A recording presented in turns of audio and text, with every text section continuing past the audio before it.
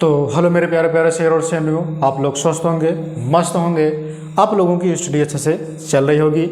तो आज की जो ये क्लास है वो क्लास 10 यानी कि 12 वालों के लिए है, जो कि चैप्टर आपका 2 है। चैप्टर का नाम है मानव जनन। आइए हम लोग मानव जनन के दूसरे वीडियो में आज हम पढ़ेंगे। ठीक है, जैसे कि मैंने कुछ पॉइंट यहाँ पर लिखा है पीछे।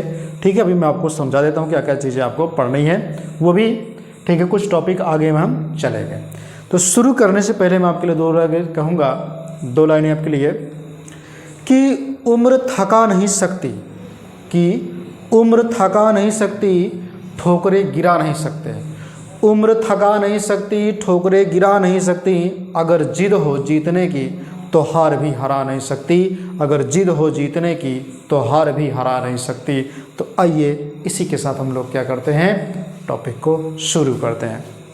आज की जो आपकी टॉपिक है वो होगा क्या चीज़, रिप्रोडक्टिव ऑर्गन, जिसको हम बोलते हैं, ठीक है, जनन। क्या बोल, तो चलिए मेरे रसगुल्लो, आइए हम लोग क्या करते हैं, अपने टॉपिक को पढ़ते हैं। ठीक है, अगर हम अपने टॉपिक की बात करें, यहाँ पर ध्यान दीजिएगा, यहाँ पर चीज़ें हमें थोड़ा मिस्टेक हो गया था, उसको सही कर लेते हैं। ये यहाँ से आएगा चीज़ें, ठीक है। अब देखिए मैं आपको जो बताने जा रहा हूँ उसको समझिएगा, ठीक है। यहाँ जो प्राथमिक लैंगिक अंग की बात करें, जिसको बोलते हैं, एक चीज़ ध्यान रखिएगा, सबसे पहला जो हेडिंग सो आपका होगा, कौन सा हेडिंग होगा, इसके पहले वाली वीडियो आपने पढ़ लिया होगा। अब हम आगे की वीडियो देखते हैं, जो कि क्या है, रिप्रोडक्टिव ऑर्गन। रिप्रोडक्टिव ऑर्गन्स की अगर हम बात करें, जिसको बोलते हैं जननांग। क्या बोलते हैं, जननांग। तो वे अंग जो जनन में आवश्यक व सहायक होते हैं, जननांग कहलाते हैं। ये दो प्रकार के होते हैं, आवश्यक या प्राथमिक लैंगिक अंग, दूसरा होगा द्वितीयक या सहायक लैंगिक अंग। ठीक है, अगर हम बात करें आवश्यक की, जिसको बोलते हैं प्राइमरी सेक्सुअल रिप्रोडक्टिव ऑर्गन्स, और इसको बोलते हैं सेकेंडरी यानी कि एक्सेसरी सेक्सुअल ऑर्गन्स। तो आवश्यक यानी कि प्राथमिक लैंगिक अंग की अगर हम बात करें, तो इसमें नर जो होते हैं, नर और मादा दोनों होते हैं। तो नर की अगर हम बात करें, नर में किसकी बात करें, नर में और मादा में, किसकी बात करें, नर में और मादा में। ध्यान रखिएगा, नर में जो चीज़ें होंगी, नर में यानी कि इन मेल में, नर में जो होगा वन पेयर टेस्टिस होगा, यानी कि एक जोड़ी वृषण होगा। इसी वृषण में, इसी टेस्टिस में क्या होगा, स्पेरोमेटोजेनेसिस होगा, जिसको बोलते हैं शुक्र जनन होगा। यानी कि शुक्र जनन के बाद क्या बनेगा, मेल गैमेट्स बनेगा, और जिसको बोलते हैं नर युग्मक। नर युग्मक में कौन सी चीज़ होगा, स्पर्म्स होगा, जिसको बोलते हैं शुक्राणु। क्या बोलते हैं, शुक्राणु बनेगा। उसके बाद हम बात कर लेते हैं, नर लिंग हार्मोन्स भी होते हैं कुछ, जो कि कुछ हार्मोन्स पाए जाते हैं। जैसे जो नर होता है उसमें दो हार्मोन्स पाए जाते हैं, जिसको बोलते हैं एंड्रोजन, और दूसरे को बोलते हैं टेस्टोस्टेरोन। क्या बोलते हैं, टेस्टोस्टेरोन, और क्या बोलते हैं, एंड्रोजन बोलते हैं। ठीक है, एक होता है एंड्रोजन, क्या होता है, एंड्रोजन। दूसरा होता है टेस्टोस्टेरोन।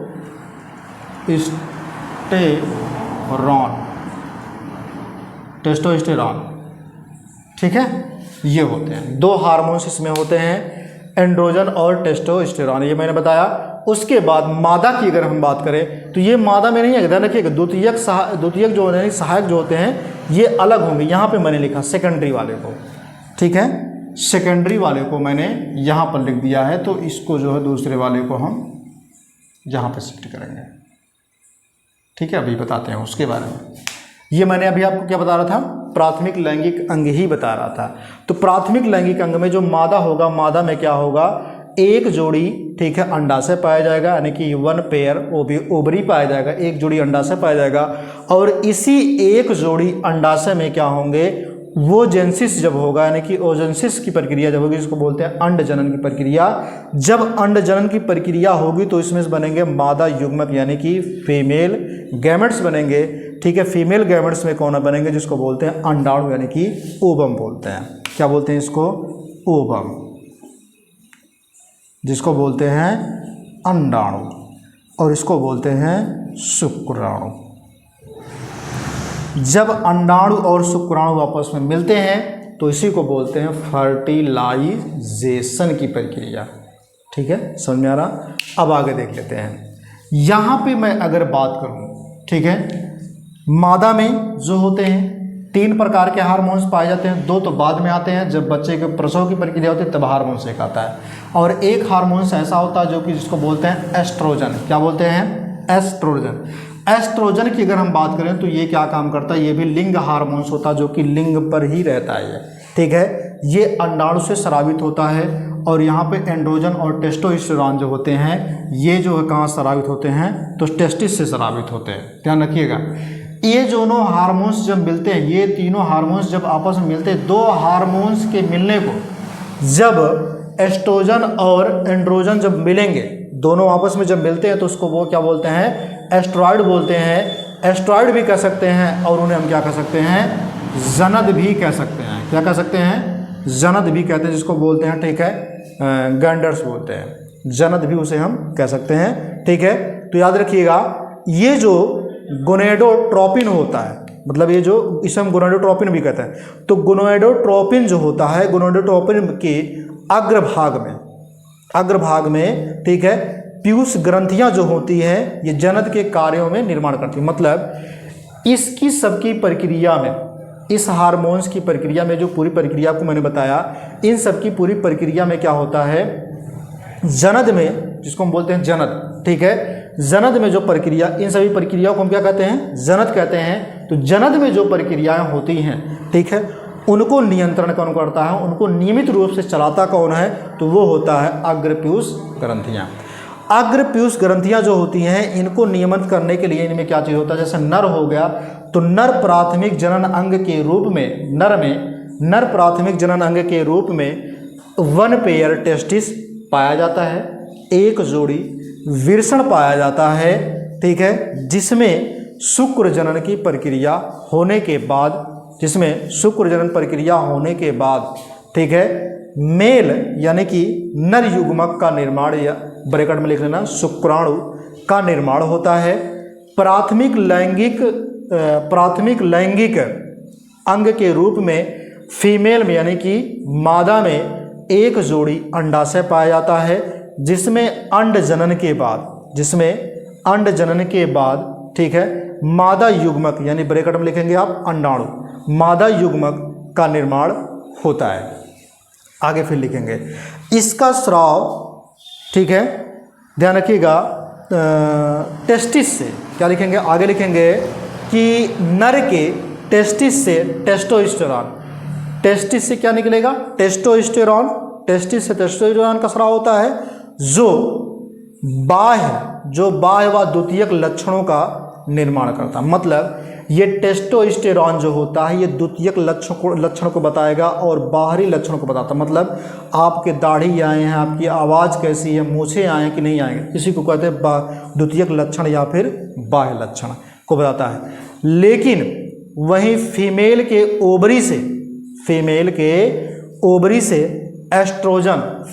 ओवरी से एस्ट्रोजन हार्मोन्स का स्राव होता है, जो द्वितीयक लैंगिक यानी कि एमसी के स्राव को बताता है। किसको बताता है?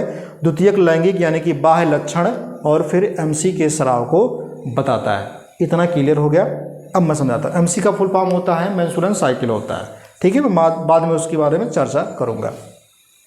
अब समझिएगा, यहाँ पर जो चीज़ें हैं मैंने आपको इतना बताया। उसके बाद ध्यान दीजिएगा कि जब टेस्टोस्टेरोन तथा एंड्रोजन नर लिंग हार्मोन्स तथा मादा फीमेल के एस्ट्रोजन, फीमेल में एस्ट्रोजन मादा लिंग हार्मोन्स कहलाते हैं। 2 हार्मोन्स एस्ट्रॉइड होते हैं, 2 हार्मोन्स एस्ट्रॉइड होते हैं। मतलब जब दोनों हार्मोन्स आपस में मिलते हैं तो हम क्या कहते हैं? एस्ट्रॉइड कहते हैं। इतनी बातें क्लियर हो गई। अब हम क्या पढ़ेंगे? Accessory sexual reproduction. Accessory sexual reproduction की अगर मैं बात करूं, एक्सेसरी सेक्सुअल रिप्रोडक्शन की अगर मैं बात करूं तो जिसको हम बोलते हैं द्वितीयक या फिर सहायक लैंगिक अंग, द्वितीयक या सहायक लैंगिक अंग। चलो आइए हम लोग द्वितीयक या सहायक लैंगिक अंग के बारे में देखते हैं।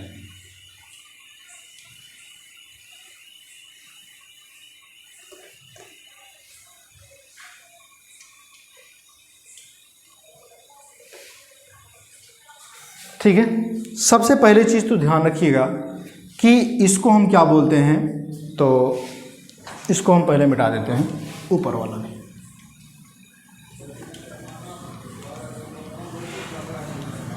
ठीक है, अब ध्यान दीजिएगा, इसको हम जो बोलते हैं, इसको बोलते हैं आवश्यक लैंगिक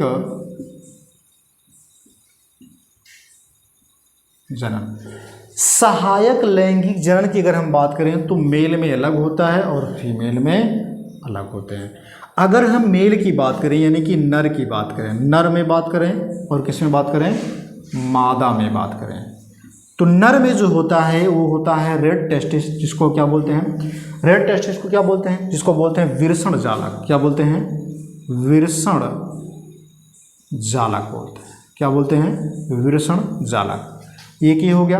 दूसरा वासा, ठीक है, एफ्रेंटिया होता है, जिसको बोलते हैं शुक्रवाहिनी। क्या बोलते हैं, शुक्रवाहिनी। क्या बोलते हैं, शुक्रवाहिका बोलते हैं, वाहिनी बोलती हैं, शुक्रवाहिका। उसके बाद जो है यहाँ पर ध्यान रखिएगा, जिसको बोलते हैं इपीडायडमिस। इपीडायडमिस को बोलते हैं अधिविरसण। क्या बोलते हैं, अधिविरसण बोलते हैं। क्या बोलते हैं, अधिविरसण। उसके बाद में बात कर लेता हूँ वासा, ठीक है, डिफरेंटिया की। तो वासा डिफरेंटिया, ठीक है, वासा डिफरेंटिया की बात करूँ, जिसको बोलते हैं शुक्रवाहिनी। क्या बोलते हैं, शुक्रवाहिनी, शुक्रवाहिनी। अगर हम बात करें किसकी, ठीक है, सेमिनल, ठीक है, वेसिकल की, तो सेमिनल वेसिकल को बोलते हैं शुक्राशय। क्या बोलते हैं, शुक्राशय। उसके बाद है यहाँ पर, ठीक है, यूरेथ्रा। यूरेथ्रा को बोलते हैं मूत्र मार्ग। क्या बोलते हैं, मूत्र मार्ग। ये मैंने सबको नाम बताया। उसके बाद है पेनिस। पेनिस को बोलते हैं शिश्न या फिर लिंग। क्या बोलते हैं, लिंग कह लीजिए या फिर शिश्न कह लीजिए, जिसकी पूजा होती है, शिवलिंग। ठीक है, आगे। अब उसके बाद देखिए मादा में क्या होता है, तो मादा में फैलोपियन ट्यूब यानी कि ओविडक्ट होता है। फैलोपियन ट्यूब का मतलब क्या होगा, फैलोपियन ट्यूब का मतलब होता है यहाँ पे अंडवाहिनी। क्या होता है, अंडवाहिनी, अंडवाहिनी। ठीक है, ओविडक्ट को क्या बोलते हैं, डिंबवाहिनी। क्या बोलते हैं, डिंबवाहिनी, डिंबवाहिनी। ठीक है, ये दोनों एक ही नाम है, अंडवाहिनी, फैलोपियन ट्यूब, ओविडक्ट, डिंबवाहिनी, एक ही नाम है सब। उसके बाद है, ठीक है, विजाइना, जिसको क्या बोलते हैं, योनि बोलते हैं। विजाइना को क्या बोलते हैं, योनि बोलते हैं। ठीक है, विजाइना को क्या बोलते हैं, योनि बोलते हैं। उसके बाद है यूरेटर्स। ठीक है, यूरेटर्स को क्या बोलते हैं, गर्भाशय बोलते हैं। क्या बोलते हैं, गर्भाशय बोलते हैं। ये मैंने बताया आपको सहायक चक्र के बारे में। मतलब ये जो होते हैं, ये टोटली जो प्रक्रिया मैंने आपको बताया, जितने भी नाम से हमने बताया आपको, ठीक है, ये सब केवल भाग लेते हैं, ठीक है, जनन में, जो जनन की प्रक्रिया होती है उसमें भाग लेते हैं, लेकिन ये इनकी जो है मेन भूमिका पूरी रूप से नहीं होती है। मेन भूमिका जो हमने बताया, जिसको बोलते हैं आवश्यक चक्र, वो उनकी होती है। ठीक है, अब आगे आप हेडिंग डालेंगे क्या चीज़, इसको बोलते हैं प्यूबर्टी। क्या बोलते हैं, प्यूबर्टी। ठीक है, प्यूबर्टी। ठीक है, प्यूबर्टी। प्यूबर्टी को क्या बोलते हैं, जिसको बोलते हैं यौनारंभ। क्या बोलते हैं, यौनारंभ।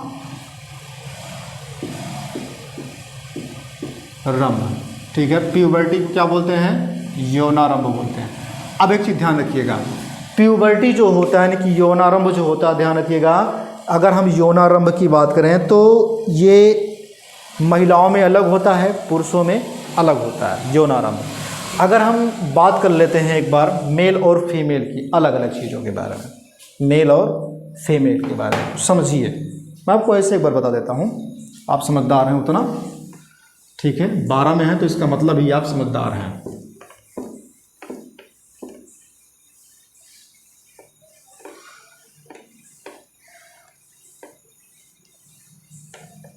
चलिए देखिए,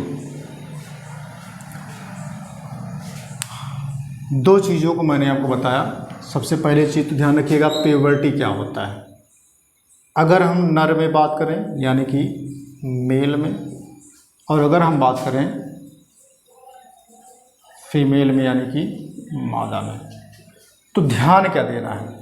अगर हम नर में बात करें तो इसको यौनारंभ जो होता है इसको बोलते हैं, ठीक है, गौड़ लैंगिक लक्षण या फिर द्वितीयक लैंगिक लक्षण भी इसे कहते हैं। यानी आप लिखेंगे द्वितीयक लैंगिक लक्षण एवं विकास को, ठीक है, यौनारंभ कहते हैं। द्वितीयक लैंगिक लक्षण एवं विकास को द्वितीयक लैंगिक लक्षण एवं विकास को यौनारंभ कहते हैं। यौनारंभ कहते हैं। अच्छा, यौनारंभ समझा देते हैं आपको। ऐसे यौनारंभ का मतलब होता है कि जब बच्चे, ठीक है, जब वो महिला या पुरुष या फिर वो बच्ची या फिर वो बच्चा जब धीरे धीरे परिपक्व होने लगता है, ठीक है, उसके अंदर जब कहते हैं ना, उसके अंदर जब मैच्योरिटी आने लगता है, ठीक है, जब परिपक्व होने लगता है धीरे धीरे, यानी कि जब इधर उधर चक्कर पकड़ कर लागे भैया, ठीक है, जब इधर उधर मुंह मारा लागे ना कि चक्कर पकड़ कर लागे, तो समझ लो वो क्या हुई है, उसमें यौनारंभ की प्रक्रिया शुरू हो गई है। समझाते हैं आपको। चक्कर पकड़ का मतलब जब इधर उधर मुँह मारा लागे, ठीक है, तो वही होता है यौनारंभ। समझ में आ रहा। यौनारंभ समझिएगा कि एक प्रकार से मैं बता दूं, इसको बोलते हैं आंधी तूफान की अवस्था, जिसको यौनारंभ बोलते हैं। इसमें भैया कुछ भी हो जाएगा, कोई भी आपको कितना भी समझा दे, कुछ भी कह ले, कोई फर्क नहीं पड़ने वाला आपको। कोई कितना भी कुछ भी कह ले, आपको कोई फर्क नहीं पड़ेगा। यौनारंभ एक ऐसी ही अवस्था ही मानी जाती है, ठीक है। चलिए आइए देखते हैं यौनारंभ। अगर हम लड़कों में बात करें, किसकी बात करें, लड़कों में, तो लड़कों में जो लगभग होता है 13 से 16 वर्ष के बीच में होता है, और लड़कियों में 10 से, ठीक है, 13 वर्ष। इनमें जो होगा अगर हम बात करें तो इनमें 13 से 16 वर्ष, कहाँ से, 13 से 16 वर्ष की आयु में शुरू होगा, और इनमें जो जाएगा अब तो 10 से नहीं, तो वही मान लेते हैं 10 से लगभग, ठीक है, लगभग लगा के लिखना, 13 वर्ष की आयु में क्या होता है, शुरू हो जाता है, ठीक है। समझ में आया। जब लड़का अट्रैक्टिव होवे लग, ठीक है, यानी जब लड़का छुप छुप के रहा लग, तो समझ जा कि ओकरे अंदर ही गुड़ा आयु है, ठीक है। या फिर लड़की जब छुप छुप के कहीं कहीं जब बात करने लगी, समझ लो उसके अंदर भी ये गुड़ा आ गया। एक सिंपल तरीका है समझाने के लिए, मैं आपको बता रहा हूँ, ठीक है। अब आगे समझिएगा। अच्छा, यौनारंभ में बदलाव क्या क्या होते हैं ये भी समझिएगा।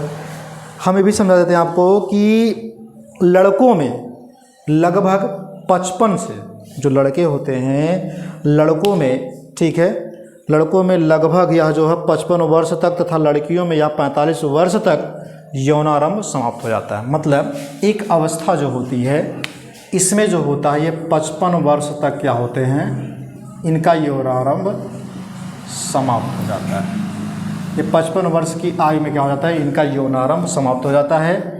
और इनकी अगर हम बात करें तो ये 45 वर्ष तक क्या होते हैं, इनका जो है यौनारंभ क्या होता है, समाप्त हो जाता है। मतलब ये परिपक्व रहते तो हैं, लेकिन ये निषेचन वगैरह की प्रक्रिया नहीं करेंगे। अगर करेंगे तो कोई मतलब नहीं होगा, ठीक है। ये कहने मतलब है, मतलब एक अनुमान होता है, जैसे भैया बुढ़ापों में कबड्डी खेला चाहता तो कहाँ से शुरू हुई, ठीक है।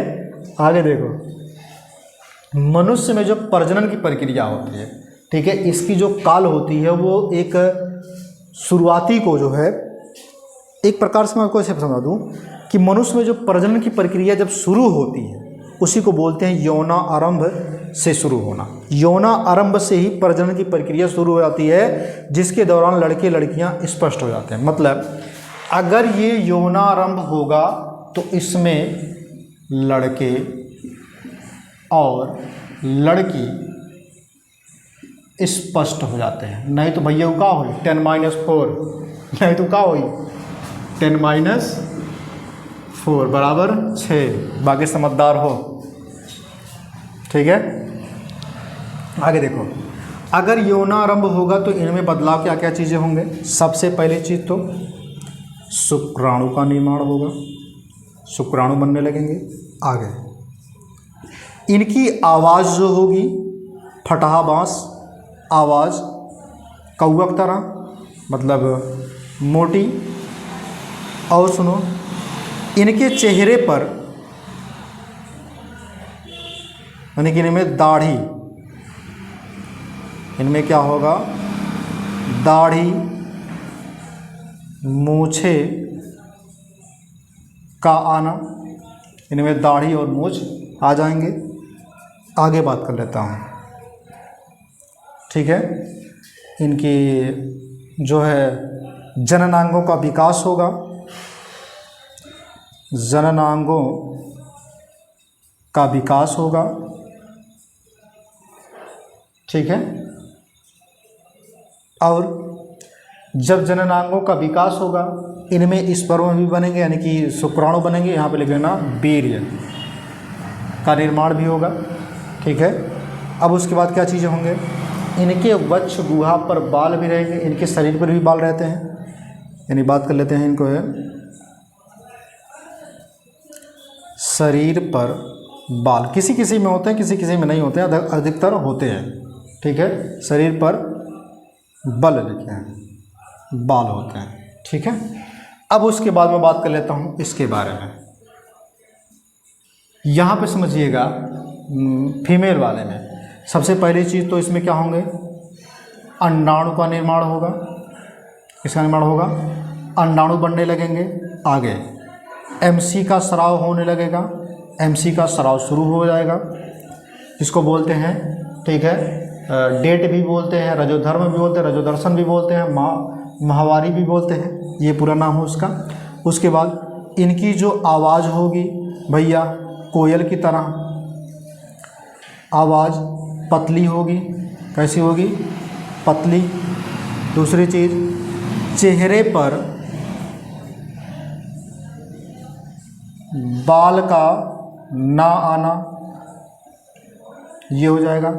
चेहरे पर बाल नहीं आएंगे, मतलब अगर चेहरे पर बाल आई भैया तो 10-4 का लगभग आ जाते हैं। वो अलग बात है, किसी किसी में आ जाते हैं, ठीक है। ऐसा मत सोचिए कि नहीं आते हैं, आ जाते हैं किसी किसी में। बाकी मतलब जननांगों पर भी, जननांगों पर मतलब प्राइवेट पार्ट पर, ठीक है, बालों का आना, बालों का आना, ये सब चीज़ें इनमें होती हैं, ठीक है। इतना मैंने बता दिया। ऐसा नहीं कि इनके शरीर पर भी बाल नहीं होते, लेकिन बहुत ज़्यादा, बहुत कम मात्रा में होते हैं, ठीक है। लेकिन इनमें जो है अधिक मात्रा में लगभग पाए जाते हैं बाल वगैरह, ठीक है। इतना मैंने बताया। इनमें दाढ़ी मूछें नहीं आती हैं, ध्यान रखिएगा, इनमें ही केवल दाढ़ी मूछें आती हैं, ठीक है। लड़की की ज़िंदगी भैया एकदम नरक है, ठीक है। बाकी मैंने आपको इतना बताया।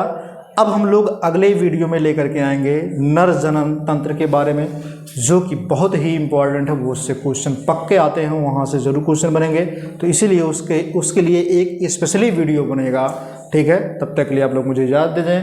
जय हिंद, जय भारत। आप लोग हंसते रहिए, मुस्कुरा